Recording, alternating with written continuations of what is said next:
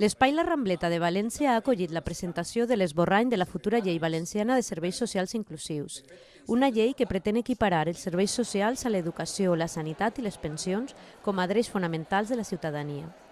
La quarta pota de l'estat del benestar, com diu el lema de la campanya institucional. La vicepresidenta Mònica Oltra va ser l'encarregada de desvelar-ne els principals detalls.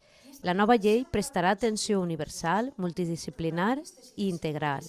Reduirà la burocràcia i afavorirà la igualtat i la dignitat social. Un nou marc legal que vindrà acompanyat d'un increment dels pressupostos socials del govern valencià. Esta llei situa les persones en el centre del sistema i assegura que governe qui governe, tot el món tinga dret a aquest servei, perquè consolida drets, igual que passa amb sanitat o educació. Una delegació de la Intersindical Valenciana va estar present a l'acte. El sindicat dona suport a la nova llei. De fet, el grup de polítiques socials ha col·laborat activament durant els últims 2 anys en l'elaboració del text.